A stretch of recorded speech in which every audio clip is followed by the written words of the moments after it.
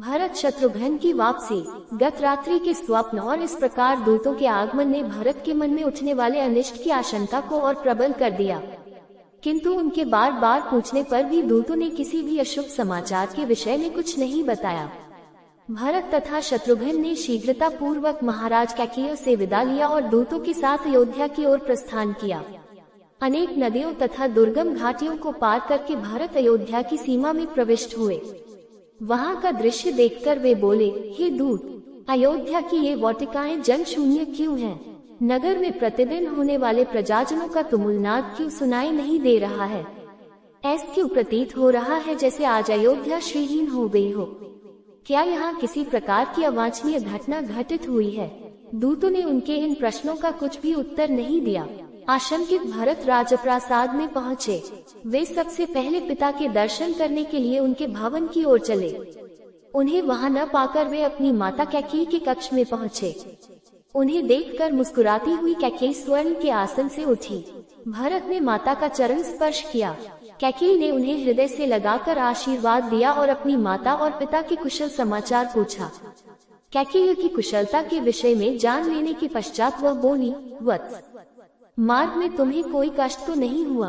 उसके इस प्रश्न का कुछ भी उत्तर न देकर भरत ने पूछा, माता, मैं पिताजी के भवन से यहाँ आ रहा हूँ।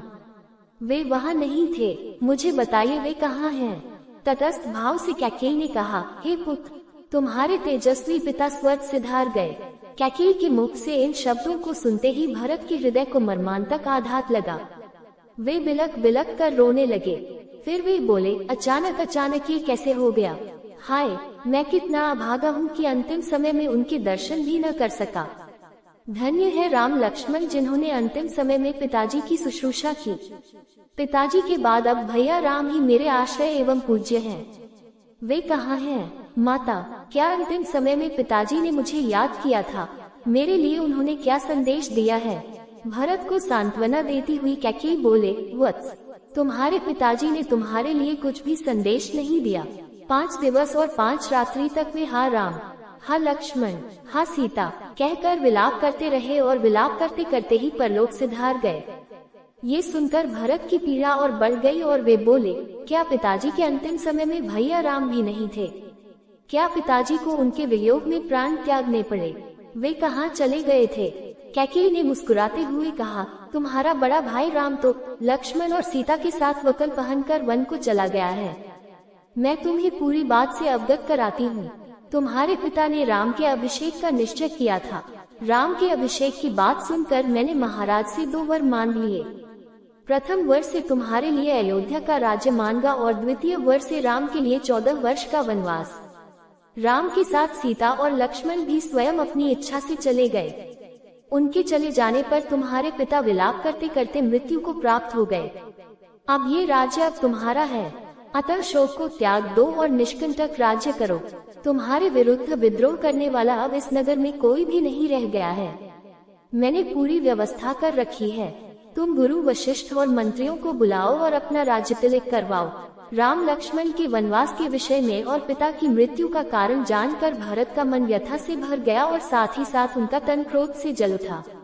वे बोले, हे पापिन माते, तुम रघुकुल का कलंक हो। मेरे भाइयों के वनवास और पिता की मृत्यु का कारण तुम्हारी दुष्टता ही है। तुम रघुकुल का नाश करने वाली नागिन हो। हे जड़बुद्धि, तुमने राम को वन क्यों भेजा?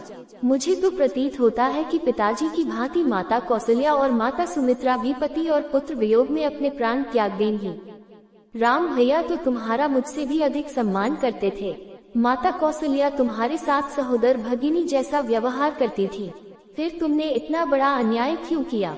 हे पाषाण हृदय माता, जिन भाइयों और भाभी ने कभी दुख नहीं देखा उन्हें इतना कठोर दंड देकर तुम्हें क्या मिल गया? भैया राम के वियोग में मैं पल भर भी नहीं रह सकता।